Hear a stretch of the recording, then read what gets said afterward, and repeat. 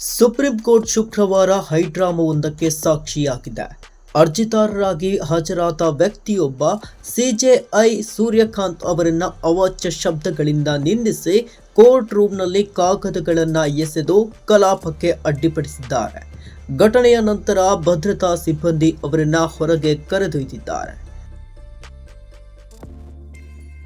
ಹೌದು, ಈ ಘಟನೆ ಬೆಳಿಗ್ಗೆ 11 ಗಂಟೆ ಸುಮಾರಿಗೆ ನ್ಯಾಯಮೂರ್ತಿಗಳಾದ ಕೆ.ವಿ. ವಿಶ್ವನಾಥನ್ ಮತ್ತು ಅಲೋಕ್ ಅರಾಧೆ ಅವರ ಪೀಠದ ಮುಂದೆ ನಡೆಯಿತು.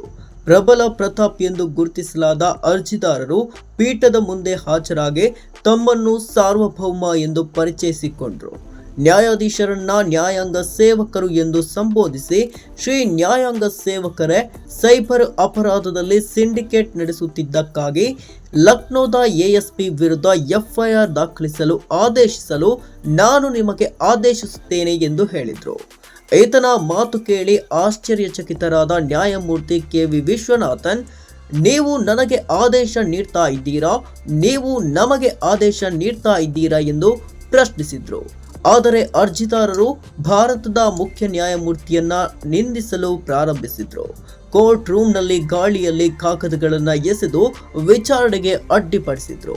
ತಕ್ಷಣ ನ್ಯಾಯಾಲಯದ ಭದ್ರತಾ ಸಿಬ್ಬಂದಿ ಮಧ್ಯಪ್ರವೇಶಿಸಿ ಅವರನ್ನ ಕೋರ್ಟ್ ಕೊಠಡಿಯಿಂದ ಹೊರಗೆ ಕರೆದೊಯ್ದರು.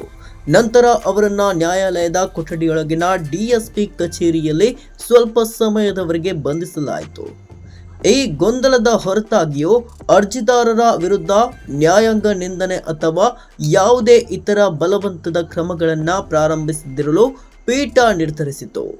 ಆದೇಶವನ್ನ ಪ್ರಕಟಿಸುತ್ತಾ ನ್ಯಾಯಮೂರ್ತಿ ವಿಶ್ವನಾಥನ್, ನಾವು ಅವರ ವಿರುದ್ಧ ಯಾವುದೇ ಕ್ರಮ ಕೈಗೊಳ್ಳಲು ಪ್ರಸ್ತಾಪಿಸುವುದಿಲ್ಲ.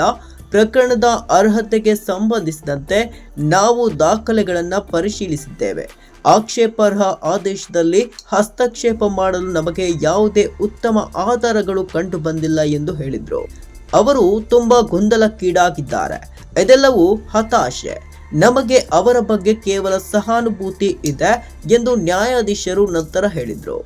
ಈ ಒಂದು ಘಟನೆ ಸುಪ್ರೀಂ ಕೋರ್ಟ್ನಲ್ಲಿದ್ದವರನ್ನ ಆತಂಕಕ್ಕೀಡು ಮಾಡಿದ್ದು ಮಾತ್ರ ಸುಳ್ಳಲ್ಲ.